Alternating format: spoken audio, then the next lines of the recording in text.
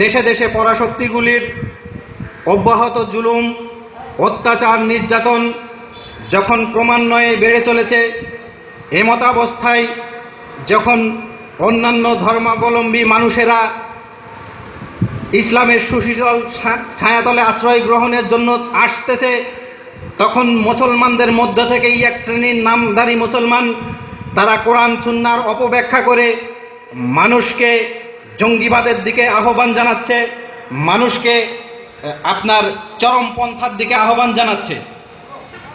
তারা মানুষকে আপনার কোরআন থেকে ব্যাখ্যা দিচ্ছে, সহিহ হাদিস থেকে ব্যাখ্যা দিচ্ছে, মূলত কি সেগুলি সঠিক? আসলে সেগুলি সঠিক নয়। তারা কোরআনের আয়াতের অপব্যাখ্যা করছে, আপনার আল্লাহ রাসূলের হাদিসের অপব্যাখ্যা করছে, করে আমার আপনার মতো সাধারণ মানুষকে তারা অহরহ ধোঁকা দিতে আছে। এদের মূল টার্গেট হলো ইসলাম। ইসলামকে বিশ্বের বুকে একটা সন্ত্রাসী ধর্ম হিসেবে পরিগণিত করার জন্য, মুসলিমদেরকে সন্ত্রাসী হিসেবে চিহ্নিত করার জন্য এই খারেজিপন্থী লোকেরা তারা কাজ করে যাচ্ছে। তারা আর কেউ নয়, তারা বিধর্মী নয়, তারা আমার আপনার মধ্য থেকেই নামধারী কিছু মুসলমান। তারা আজকে বিধর্মীদের হত্যা করার ফতোয়া দেয় না, তারা ফতোয়া দেয় আপনার মুসলিমদেরকে হত্যা করার। কোনো সরকার ইসলামের বিপক্ষে কোনো কথা বলল, কোনো কাজ করলো, সঙ্গে সঙ্গে তারা ফতোয়া দিয়ে দিল যে আসলে সরকার মুরতাদ হয়ে গেছে, তাকে ক্ষমতা থেকে হটাতে হবে, তাকে হত্যা করতে হবে, তাকে হত্যা করাই এখন সবচাইতে বড় জিহাদ। নাউজুবিল্লাহ। আসলে ইমানের গলত, আকীদার গলত। ইমানের যেই সংজ্ঞা, এই ইমানের সংজ্ঞাতেই আপনার মুসলিম সমাজ মৌলিক তিনটি ভাগে বিভক্ত। একটি হচ্ছে আপনার খারেজি তথা চরমপন্থী। তারা চরমপন্থার দরুন মনে করে যে কবিরা গুনাহগার কোনো ব্যক্তি মানেই সে হত্যার যোগ্য অপরাধ করে ফেলেছে, তাকে হত্যা করা ছাড়া বিকল্প কোনো পথ নেই। এই খারেজিরা আপনার এই চরমপন্থার দোহাই দিয়ে তারা আপনার জীবদ্দশাতে জান্নাতের সুসংবাদ প্রাপ্ত সাহাবী এবং অন্যতম খলিফা, ইসলামী ইতিহাসের চতুর্থ খলিফা হযরত আলী রাদিয়াল্লাহু তাআলা আনহুকে তারা কাফের ফতোয়া দিয়ে হত্যা করেছিল। অথচ আপনারাই বলুন, আপনারা সাধারণ যারা জেনারেল শিক্ষিত আছেন তারা বলুন যে আলী রাদিয়াল্লাহু আনহু কি কাফের ছিলেন? নাউজুবিল্লাহ। এমন কল্পনাতেও আনা তো বেয়াদবি। অথচ যারা খারেজি, তারা নিজেদেরকে মুসলিম দাবি করে, তারা কোরআন সুন্নাহ পড়ে, তারাই আবার ইসলামের চতুর্থ খলিফাকে কাফের ফতোয়া দিয়ে হত্যা করলো। তাহলে এই জঙ্গিবাদ, এই চরমপন্থা কি ইসলাম আদৌ সমর্থন করতে পারে? কখনোই নয়। এরপরে দেখুন, এই ইমানের সংজ্ঞাতেই আর এক দল আছে, তারা হচ্ছে মুরজিয়া, শৈথিল্যবাদী। ও কে কি করছে করুক, দেখার বিষয় নয়, আল্লাহ আর পরকালের প্রতি বিশ্বাস ঠিক থাকলেই হলো। আল্লাহর প্রতি বিশ্বাস এনেছি, পরকালের প্রতি বিশ্বাস এনেছি, আল্লাহর রাসূলের প্রতি বিশ্বাস এনেছি, বাস, আমলের দরকার নেই। আর এই দুটার মাঝখানে একটা 3 নম্বর দল হচ্ছে আহলুস সুন্নাত ওয়াল জামাত, যাদেরকে আমরা আহলে হাদিস নামে চিনি।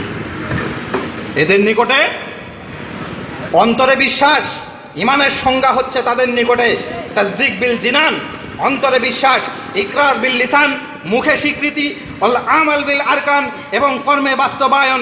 এই 3টার সমন্বয়ে হচ্ছে ঈমান, যা আপনার আনুগত্যে বৃদ্ধি হয় এবং পাপের কাজ করলে কমে যায়।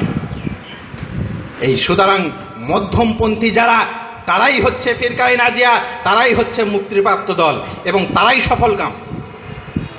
এছাড়া বাকি যে দুইটি খারেজি এবং মুরজিয়া, এদের কোনো স্থান ইসলামে নেই।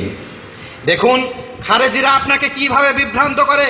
খারেজিদের বিভ্রান্ত করা, তারা আপনাকে কোরআন থেকে দলিল দিবে, তারা আপনাকে হাদিস থেকে দলিল দিবে, তারা আপনাকে প্রধান যেই দলিল দিবে সেটি হচ্ছে সূরা মায়েদার 44 নম্বর আয়াত, ওমান লাম ইয়াহকুম বিমা আনজালাল্লাহ ফাউলাইকা হুমুল কাফিরুন।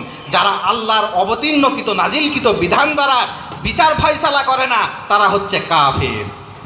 সূরা মায়েদার 44 নম্বর আয়াত আপনার সামনে এসে বলল, আপনি বিশ্বাস করলেন, কথা তো ঠিক, আল্লাহর তো বাণী। তাহলে যারা এই যে বিচারক আছে, জজ আছে, তারপরে ব্যারিস্টার আছে, যারা বিচারপতি আছে, যারা কোরআন সুন্নাহর আলোকে বিচার করে না, এরা কাফের। এদেরকে হত্যা করতে হবে, এরা কাফের হয়ে গেছে। অথচ ওই আয়াতের পরের আয়াতে 45 নম্বর আয়াতে মহান আল্লাহ তাআলা বললেন, ওমান লাম ইয়াহকুম বিমা আনজালাল্লাহ ফাউলাইকা হুমুল ফাসিকুন, তারা হচ্ছে ফাসিক, পাপাচারী। এরপরে 47 নম্বর আয়াতে মায়দারি 47 নম্বর আয়াতে বলছেন উলাইকা হুমুজ জালিমুন, তারা হচ্ছে জালিম। তাহলে পাপ একটা, আল্লাহর বিধান অনুযায়ী বিচার ফয়সালা করলো না, কিন্তু এর পরিণতি তিনটা। একজন কাফের হচ্ছে, একজন আপনার জালিম হচ্ছে, একজন ফাসিক হচ্ছে। তাহলে ওরা কাফিরটাকে ধরে নিল, বাকি দুটি কোথায় গেল? একই বিধান, মানে একই অপরাধ। বোঝার বিষয় আছে। শুধু এসে আপনাকে বলে দিল, আপনি বিশ্বাস করলেন? আপনি তাফসির পড়ুন, তাফসির ইবনে জারির, তাফসির, তারপরে আপনার তাফসির ইবনে কাসির, এগুলি পড়ুন, দেখবেন হযরত আব্দুল্লাহ ইবনে আব্বাস রাদিয়াল্লাহু আনহু প্রখ্যাত মুফাসসির, তিনি এই আয়াতের ব্যাখ্যা করছেন এইভাবে যে যারা অন্তরে বিশ্বাস করে না যে আল্লাহর বিধানটা সত্য, অন্তরেও বিশ্বাস করে না, মুখেও স্বীকার করে না, এবং বিচার ফয়সালা তো করেই না, এরা হচ্ছে কাফের। আর যারা বিশ্বাস করে যে আল্লাহর বিধানটা সত্য, কোরআন হাদিস সত্য, এই অনুযায়ী বিচার ফয়সালা করতে হবে, কিন্তু আমি করছি না, বিভিন্ন অজুহাত দেখাচ্ছি, বিভিন্ন আপনার একটা অজুহাত দাঁড় করিয়ে আমি এটাকে অ্যাভয়েড করে চলছি, তাহলে তার বিধান কাফির নয়, সে জালিম এবং ফাসিক বলে গণ্য হবে, সে ইসলাম থেকে খারিজ হবে না। তার উপরে আপনি কাফের ফতোয়া দিয়ে তাকে হত্যা করবেন, এটি হতে পারে না, কারণ ও মুখে স্বীকার করেছে যে আল্লাহর বিধান সত্য, ও নিজেও সালাত আদায় করে। তাহলে আপনি কিভাবে ঢালাওভাবে সকলকে কাফের ফতোয়া দিয়ে হত্যা করতে পারেন? এই চরম পন্থা কখনো ইসলাম সমর্থন করে না। ইসলাম সব সময় মধ্যম পন্থায় আছে, মধ্যম পন্থায় থাকবে, আর মধ্যম পন্থাটাই হচ্ছে সর্বোৎকৃষ্ট পন্থা। কোরআন সুন্নাহকে বুঝতে হলে সালাফে সালেহিনগণ, সাহাবায়ে কেরামগণ তারা যেভাবে বুঝেছেন তাদের বুঝ অনুযায়ী আমাদেরকে কোরআন সুন্নাহ বুঝতে হবে। আমি নিজে নিজে পণ্ডিত হয়ে যাচ্ছে তাই ফতোয়া দিয়ে বেড়াবো। আজকে ইন্টারনেটে কিছু মুফতি বের হয়েছে, ইন্টারনেট মার্কা মুফতি, দেখবেন যারা ইন্টারনেট ইউজ করেন, ওখানে গরম গরম কথা, এই হয়েছে সেই হয়েছে, অথচ ওর নিজের সালাতের খবর নেই। এখন তারা আবার উঠে পড়ে লেগেছে আপনার কাতার এবং সৌদি আরবের মধ্যে যেই সম্পর্কের টানাপোড়েন চলছে, এটা নিয়ে তারা ব্যাখ্যা বিশ্লেষণ শুরু করেছে। ওর নিজের দেশের খবর নেই, ও নিজের দেশ নিজের এলাকা রসাতলে চলে যাচ্ছে, ও বহির্বিশ্ব নিয়ে মাথা ঘামাচ্ছে। কতটুকু সে জ্ঞান অর্জন করেছে? তাহলে তারা এই যে ইন্টারনেটে কিছু মানে চরমপন্থী বক্তা, তাদের বিভ্রান্তিমূলক বক্তব্য শুনে, গরম গরম বক্তব্য শুনে, এই যে ইসলামের জোশে উদ্বুদ্ধ তরুণ, সরল মনা তরুণ, তারা নিজেকে মনে করছে যে হ্যাঁ এটা তো ঠিক, আর এটাই হচ্ছে জান্নাতে যাওয়ার শর্টকাট রাস্তা। আমি যদি ওকে হত্যা করি তাহলে আমি গাজী হব, আমি একটা বিরাট পুণ্যের কাজ করব, অথবা ওকে হত্যা করতে যাই গিয়ে যদি আমি নিজে নিহত হই তাহলে আমি শহীদ হয়ে যাব। এই বুঝটা আপনার মধ্যে ঢুকানো হচ্ছে। সুতরাং সাবধান থাকবেন। কেউ এসে আপনাকে জিহাদের নামে, জিহাদ মুসলমানকে প্রত্যেক অবস্থাতে করতে হবে, কিন্তু জিহাদ আর জঙ্গিবাদ এক নয়। জিহাদ হচ্ছে আপনার ডাক্তারের অপারেশন, আর ওই জঙ্গিবাদ হচ্ছে আপনার ডাকাতের অপারেশন।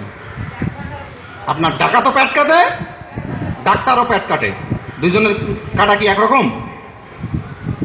একজন পেট কাটে বাঁচানোর জন্য, পেট না কাটলেও মরে যাবে ওই জন্য পেট কাটে সিস্টেমেটিক ভাবে, আর একজন পেট কাটে ওকে হত্যা করার জন্য। তাহলে ডাক্তার এবং ডাকাত যেমন এক নয়, অনুরূপ জঙ্গিবাদ এবং জিহাদ এবং জঙ্গিবাদ এক নয়। জিহাদ আপনাকে জীবনের সর্বক্ষেত্রে করতে হবে, আর সবচাইতে বড় জিহাদ হলো আপনার নফসের বিরুদ্ধে জিহাদ। কারণ শয়তান আপনাকে অহরহ ওয়াসওয়াসা দিচ্ছে, আপনার মনকে উস্কে দিচ্ছে, এই কাজটা করো, চলো একটু সিনেমা দেখে আছি, চলো একটু জুয়ার আড্ডায় যাই, চলো অমুক লটারি এসেছে, বাম্পার ড্র, একটা 10 টাকায় টিকিট কাটলে একটা মোটরসাইকেল লাইগাও যেতে পারে। এই যে ওয়াসওয়াসা আসতেছে এখান থেকে, এটাকে যদি আপনি কন্ট্রোল করতে পারেন তাহলে আপনি সবচাইতে বড় মুজাহিদ। নফসের বিরুদ্ধে জিহাদ, কিতাল হচ্ছে জিহাদের একটা শাখা, এটা বুঝতে হবে। সুতরাং সাবধান থাকবেন, সময় বেশি নেই, আপনারা সাবধান থাকবেন। কেউ এসে আপনাদেরকে জিহাদের নামে ধোঁকাবাজি যদি করতে চায়, আপনারা সঙ্গে সঙ্গে তাদেরকে ধরে ফেলবেন। আমরা তাদের জন্য হেদায়েতের দোয়া করি। আল্লাহ যারাই এই চরমপন্থী আছে তাদের মেধাটাকে তুমি তোমার দিনের পথে কবুল করে নাও। আর যদি তারা এর হেদায়েতের যোগ্য না হয় তাহলে আল্লাহ গজব দিয়ে তাদেরকে দুনিয়া থেকে বিদায় করে দাও। কারণ এই সমস্ত কিছু চরমপন্থী নর্দমার কীটদের কারণে আজকে মুসলিম সমাজ গোটা বিশ্বের বুকে সন্ত্রাসী হিসেবে চিহ্নিত হচ্ছে। শান্তিপ্রিয় ইসলাম আজকে গোটা বিশ্বে আপনার জঙ্গিবাদের ধর্ম হিসেবে চিহ্নিত হচ্ছে। এটি কেন হবে? আমাদেরকে সর্বোপরি সর্বদা এই জঙ্গিবাদের বিরুদ্ধে সোচ্চার থাকতে হবে, অ্যাক্টিভ থাকতে হবে। এরপরে দেখুন আর কয়েকটি আলোচনা করে জঙ্গিবাদ যারা করে তাদের আর দু একটি দলিলের ব্যাখ্যা দিয়েই আমি আমার আলোচনা শেষ করছি। এরপর তারা আপনার সূরা তাওবার 5 নম্বর আয়াতের অপব্যাখ্যা করে এইভাবে, পুরাটা আয়াত পড়ার সময় নেই। তারা এখানে অংশটুকু ফাকতুলুল মুশরিকিনা হাইসু ওয়াজাদতুমুহুম ওয়াখুজুহুম ওয়াহশুরুহুম, তোমরা মুশরিকদেরকে যেখানেই পাও সেখানেই তাদেরকে হত্যা করো, সেখানেই তাদেরকে পাকড়াও করো, সেখানেই তাদেরকে ধরে ফেলো। কোরআন থেকে আয়াত, মানুষের বিভ্রান্ত হওয়া স্বাভাবিক। আল্লাহ তো বলে দিয়েছেন যে তোমরা মুশরিকদের যেখানেই পাও সেখানেই হত্যা করো। কি সুন্দর কথা! এই ফতোয়া দিয়ে তারা যাকে তাকে হত্যা করে বেড়াচ্ছে, দেশের যেখানে সেখানে তারা বোমাবাজি করছে, যাকে তাকে অন্ধকারের মধ্যে হত্যা করে দিয়ে চলে যাচ্ছে, রাতের আধারে জবাই করে দিয়ে চলে যাচ্ছে। এই অধিকার কে দিল? ইসলাম তো এটি দেয়নি। ইসলামী হুকুমত এটি রাষ্ট্রপ্রধানের কাজ। ইসলামী আইন বাস্তবায়ন করা, রাষ্ট্রপ্রধান যিনি থাকবেন, দেশের প্রেসিডেন্ট, দেশের সরকার, তিনি ইসলামী আইন বাস্তবায়ন করবেন। এই বিচারের ভার যদি আমি আপনি তুলে নেই, বলুন তো কয়জন ব্যক্তি বাঁচতে পারবে? একজন ব্যক্তি যদি কবিরা গুনাহগার হলেই যদি সে হত্যাযোগ্য ব্যক্তি হয়, আপনার বাপকে আগে আপনাকে হত্যা করতে হবে, কারণ আপনার বাপ এখনো নেশা করে, আপনার বাপ এখনো সালাত আদায় করে না, আপনার বাপ এখনো অশ্লীলতার মধ্যে ডুবে আছে, তাহলে আগে আপনার বাপকে হত্যা করুন। আপনার বাপকে কাফের ফতোয়া দিন, আপনার মায়ের সঙ্গে তালাক ঘটে যাবে, আপনার বাপের সম্পত্তিতে আপনি উত্তরাধিকার পাবেন না। তাহলে এই যে একটা চরম ধোঁকাবাজি মুসলিম সমাজে বিরাজ করছে, এর থেকে আমাদেরকে বেরিয়ে আসতে হবে। এরপরে দেখুন তারা আপনার এই আয়াত, আরো অসংখ্য আয়াত আছে। এরপরে তারা একটা হাদিস পেশ করে যে রাসূলুল্লাহ সাল্লাল্লাহু আলাইহি ওয়াসাল্লাম বলেছেন, আমি লোকদের সাথে লড়াই করতে আদিষ্ট হয়েছি যে পর্যন্ত না তারা এই কথা সাক্ষ্য দেয় যে আল্লাহ ব্যতীত কোনো উপাস্য নেই এবং মুহাম্মদ সাল্লাল্লাহু আলাইহি ওয়াসাল্লাম আল্লাহ রাসূল। আর তারা সালাত কায়েম করে, যাকাত প্রদান করে। যখন তারা এগুলি করবে তখন তারা আমার পক্ষ থেকে জান ও মাল নিরাপদে থাকবে, আমার পক্ষ থেকে, ইসলামের হক ব্যতীত। এই হাদিসের তারা ব্যাখ্যা করে যে ওই যে আল্লাহ রাসূল বললেন, আমি লোকদের সাথে লড়াই করতে আদিষ্ট হয়েছি। আর ওরা ব্যাখ্যা করে এটা যে আমি লোকদেরকে, মানব জাতিকে হত্যা করার জন্য আদিষ্ট হয়েছে। এইভাবে ভুল ব্যাখ্যা করে তারা আজকে জঙ্গিবাদের দিকে আমার আপনার সন্তানকে, কোমলমতি সন্তানদেরকে, যারা একটু ইসলামের জোশে উদ্বুদ্ধ, ইসলামী বিধান বাস্তবায়ন করতে মানতে চায়, তাদেরকে তারা টার্গেট করে বিপথে নিয়ে যাচ্ছে। ফলে তারা নিজেরা যেমন জাহান্নামে যাচ্ছে, আমার আপনার সন্তানকে তারা জাহান্নামে নিয়ে যাচ্ছে। সুতরাং এ ব্যাপারে সাবধান থাকবেন। এই জঙ্গিবাদ প্রতিরোধে আমাদের 4টি পরামর্শ আছে।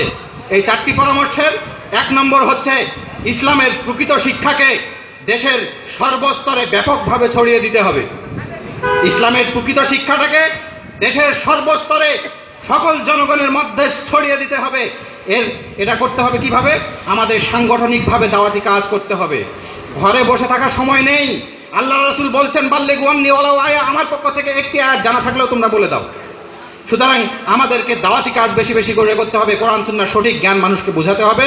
পাশাপাশি ইসলামী শিক্ষা, সঠিক শিক্ষা দেওয়ার জন্য আমাদেরকে বিশুদ্ধ ইসলামী শিক্ষা প্রতিষ্ঠান তৈরি করতে হবে।